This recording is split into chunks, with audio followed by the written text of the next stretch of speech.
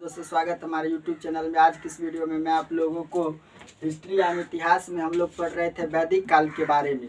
तो वैदिक काल में हम लोग पढ़ रहे थे महावीर स्वामी के बारे में। तो चलिए स्टार्ट करते हैं। महावीर स्वामी ने ये टॉपिक पढ़ रहे थे पिछले वीडियो में। तो महावीर स्वामी जो थे वो ईश्वर के अस्तित्व को नहीं माने थे, मतलब उन्होंने ईश्वर को नहीं माना था। तो महावीर स्वामी ने ईश्वर के अस्तित्व को नहीं माना था, जिसके कारण वे मूर्ति पूजा और कर्मकांड का विरोध किए थे। वो मूर्ति का पूजा नहीं करते थे और कर्मकांड जो होता था उसका विरोध करते थे। कौन? महावीर स्वामी। इन्होंने पुनर्जन्म को माना।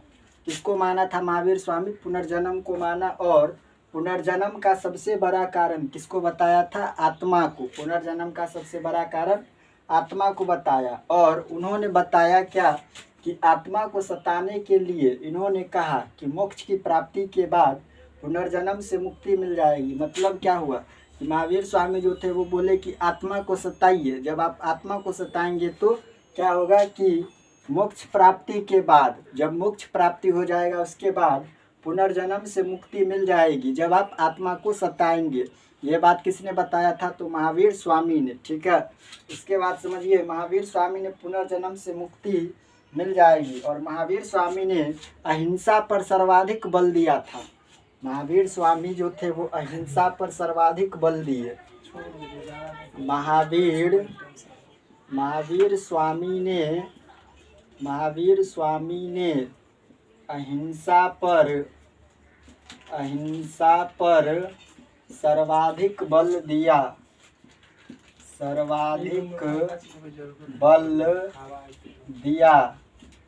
महावीर स्वामी ने अहिंसा पर सर्वाधिक बल दिया, जिस कारण कृषि। महावीर स्वामी ने अहिंसा पर सर्वाधिक बल दिया, जिस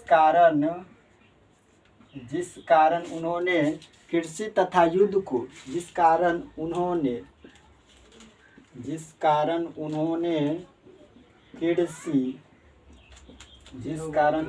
कृषि तथा युद्ध पर प्रतिबंध लगा दिया। कृषि तथा युद्ध पर प्रतिबंध लगा दिए। युद्ध पर प्रतिबंध लगा दिए, जिस कारण उन्होंने युद्ध और कृषि पर क्या किया कि प्रतिबंध लगा दिए। ठीक है, महावीर स्वामी के दिए गए उपदेशों को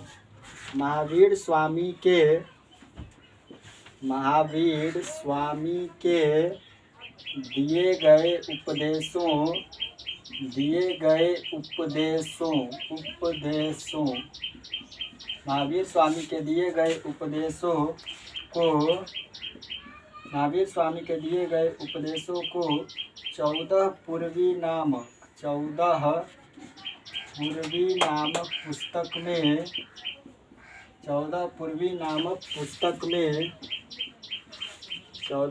नामक पुस्तक में रखा गया।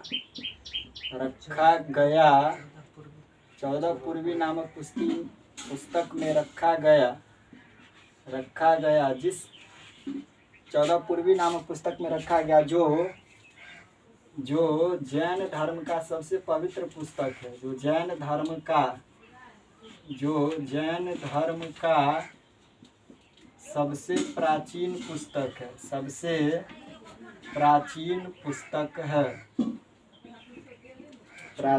पुस्तक है। महावीर स्वामी ने अपने उपदेश को प्राकृत भाषा में दिए।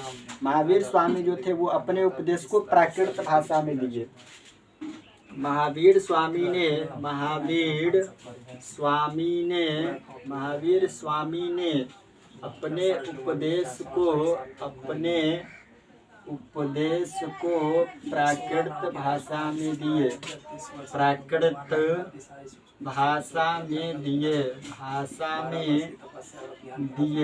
महावीर स्वामी ने अपने उपदेश को प्राकृत भाषा में दिए। जैन धर्म का भाषा क्या था? प्राकृत भाषा था। इसीलिए महावीर स्वामी ने अपना उपदेश जो दिए वो किस भाषा में दिए थे? प्राकृत भाषा में दिए थे।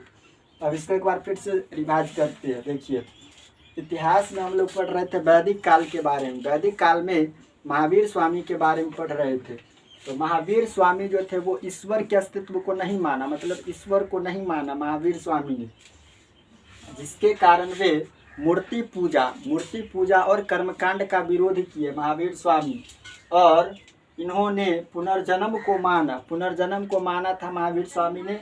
और पुनर्जन्म का सबसे बड़ा कारण किसको बताया था? आत्मा को, कि आप आत्मा को सताइए। आत्मा को सताने के बाद क्या हुआ कि मोक्ष प्राप्ति के बाद पुनर्जन्म से मुक्ति मिल जाएगी।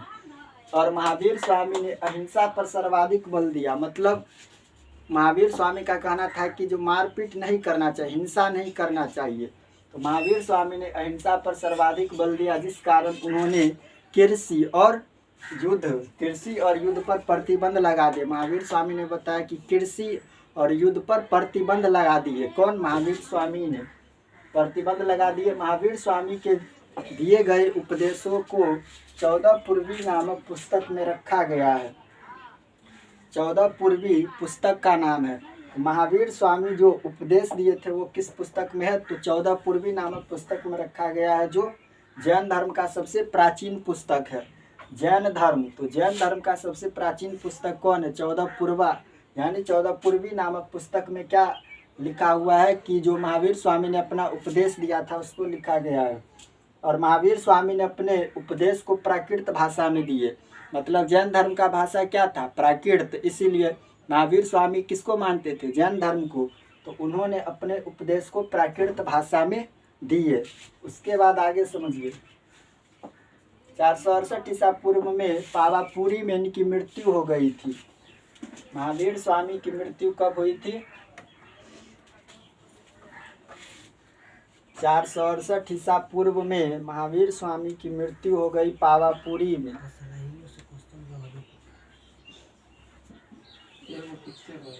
468 ईसा पूर्व में महावीर स्वामी की मृत्यु पावापुरी में हो गई थी। 468 ईसा पूर्व में 468 ईसा पूर्व में महावीर स्वामी की मृत्यु पावापुरी में हो गई थी। पावापुरी में हो गई थी 468 ईसा पूर्व में महावीर स्वामी की मृत्यु पावापुरी में हो गई थी। भद्रबाहु और स्थूलबाहु इसके दो प्रिय अनुयायी थे। कौन? भद्रबाहु तथा स्थूलबाहु भद्रबाहु तथा स्थूलबाहु इसके दो प्रिय अनुयायी थे। प्रिय अनुयायी थे। भद्रबाहु और स्थूलबाहु महावीर स्वामी के दो प्रिय अनुयायी थे। मौर्य काल में मगध पर 12 वर्ष का क्या पड़ा? भीषण अकाल पड़ा। मौर्य काल में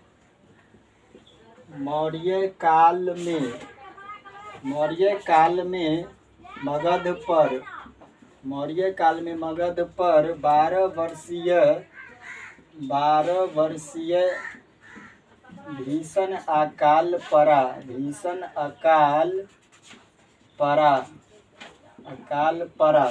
मौर्य काल में, मौर्य मतलब हो गया चंद्रगुप्त मौर्य के काल में मगध पर, कहाँ पर?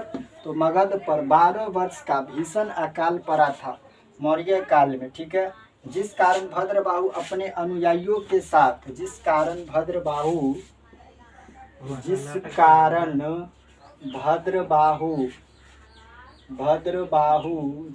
भद्रबाहु अपने अनुयायियों के साथ दक्षिण भारत में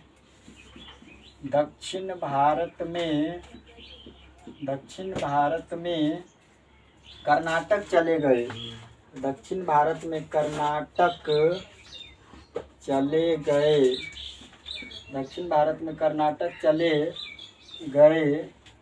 कर्नाटक चले गए।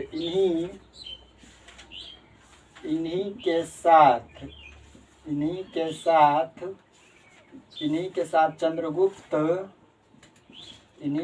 चंद्रगुप्त इन्हीं के साथ चंद्रगुप्त मौर्य आया था। चंद्रगुप्त मौर्य आया था। इन्हीं के साथ चंद्रगुप्त मौर्य आया था, जिसने कर्नाटक के श्रवणबेलगोला में कर्नाटक के श्रवणबेलगोला में जिसने कर्नाटक के श्रवणबेलगोला में संलेखना विधि से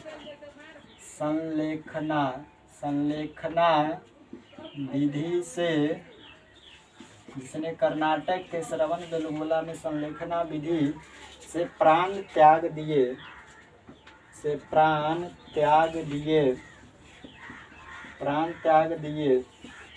इस भीषण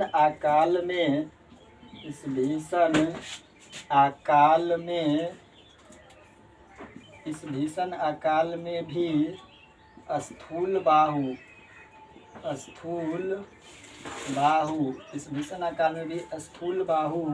तथा उसके अनुयायी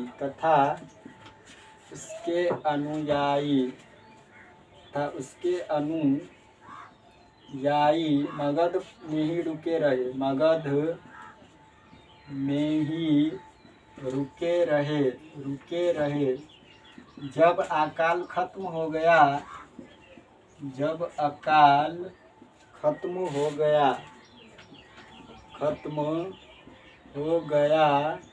तो भद्रबाहु मगध लौट आए।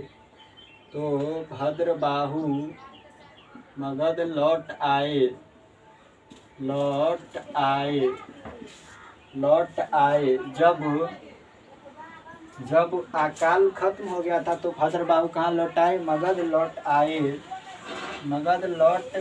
आए। किंतु इन दोनों में विवाद हो गया। इन दोनों में विवाद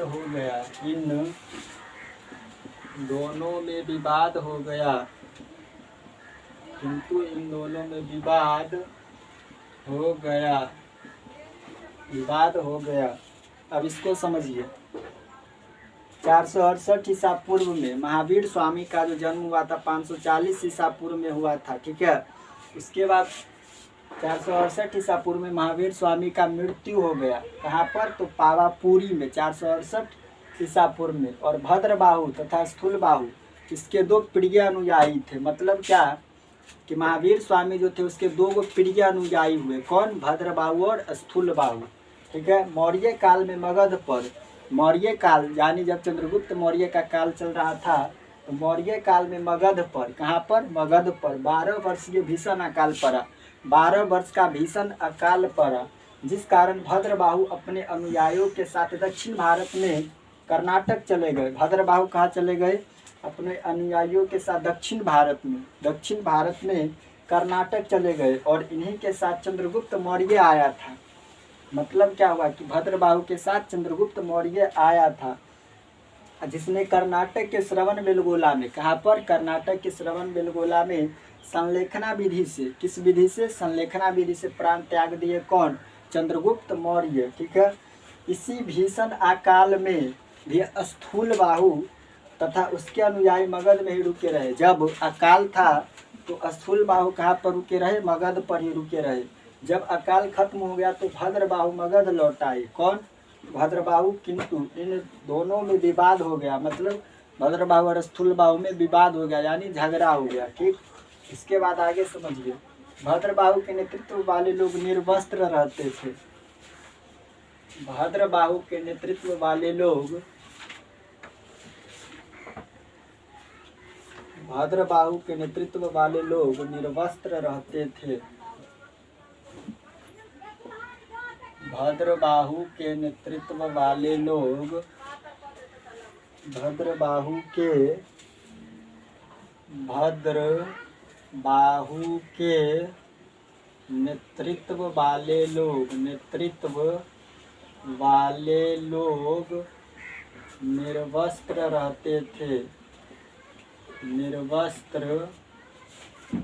रहते थे। भद्रबाहु के नेतृत्व वाले लोग निर्वस्त्र रहते थे, जिन्हें दिगंबर कहा गया। दिगंबर दिगंबर जिन्हें दिगंबर कहा गया भद्रबाहु के नेतृत्व वाले लोग निर्वस्त्र रहते थे जिन्हें दिगंबर कहा गया, जबकि स्थूल बाहु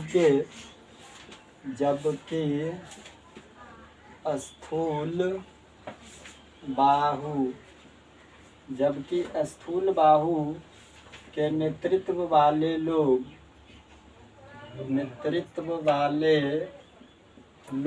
जबकि स्थूल बाहु के नेतृत्व वाले लोग श्वेत वस्त्र पहनते थे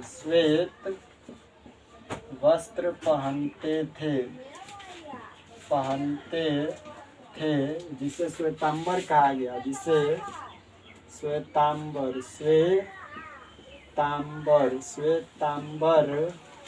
श्वेतांबर कहा गया, जिन्हें श्वेतांबर कहा गया। जैन धर्म के विस्तृत प्रचार के लिए 2 जैन संगीतियाँ हुआ। जैन धर्म के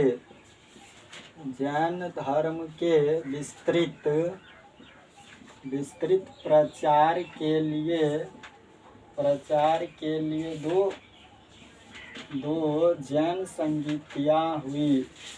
दो जैन संगीतियाँ हुई। जैन धर्म के विस्तृत प्रचार के लिए 2 जैन संगीतियाँ हुई है।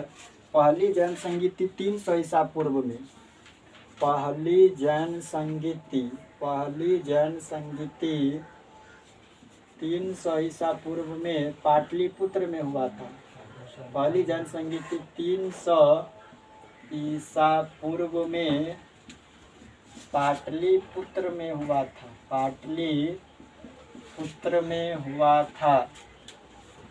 300 ईसा पूर्व में पाटलिपुत्र में हुआ था।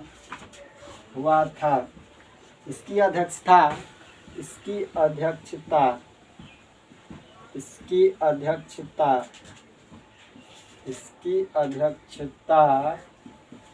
स्थूल बाहु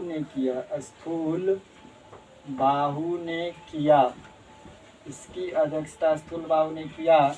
उसी में भद्रबाहु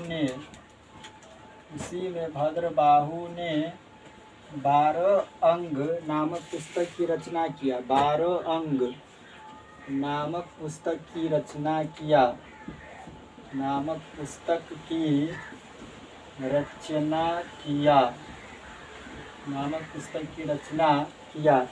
उसके बाद समझिए द्वितीय जैन संगीति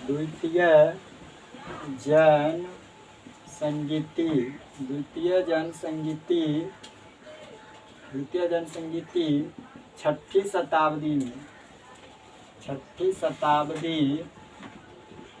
शताब्दी में गुजरात के वल्लभी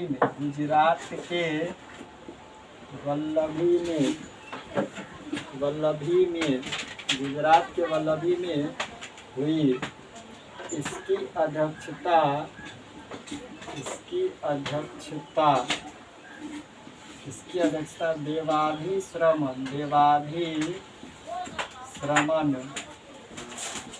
इसकी अध्यक्षता देवाधि श्रमण ने किया।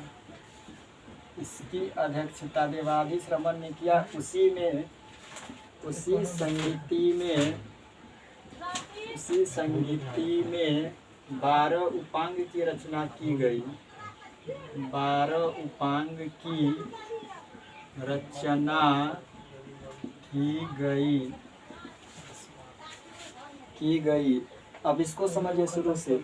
भद्रबाहु के नेतृत्व वाले लोग महावीर स्वामी जो थे उसके 2 प्रिय अनुयायी हुए, भद्रबाहु और स्थूल बाहु। तो भद्रबाहु के नेतृत्व वाले लोग जो थे वो निर्वस्त्र रहते थे, यानी बिना कपड़ा के रहते थे, जिन्हें दिगंबर कहा जाता है। भद्रबाहु को क्या कहा जाता है? दिगंबर। जबकि स्थूल बाहु के नेतृत्व वाले लोग जो थे वे सफेद कपड़े पहनते थे, श्वेत वस्त्र, जिसे श्वेतांबर कहा गया। और जैन धर्म विस्तृत प्रचार के लिए जैन धर्म में विस्तृत प्रचार के लिए 2 जैन संगीति हुई। पहली जैन संगीति 300 ईसा पूर्व में पाटलिपुत्र में हुई थी, पहली जैन संगीति। इसकी अध्यक्षता स्थूल बाहु के लोगों ने किया था। इसकी अध्यक्षता स्थूल बाहु ने किया। उसी में भद्रबाहु ने, कौन? भद्रबाहु ने 12 अंग नामक पुस्तक की रचना किया था। भद्रबाहु ने 12 अंग नामक पुस्तक की रचना किया। द्वितीय जन संगीति कब हुई थी? 6वीं शताब्दी में गुजरात के वल्लभी में।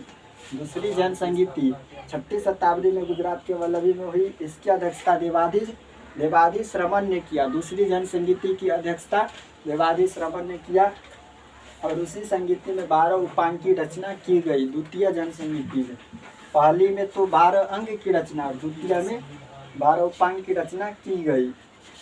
ठीक है, तो आज के लिए इतना ही। मिलता है नेक्स्ट वीडियो में, तब तक के लिए जय हिंद जय भारत।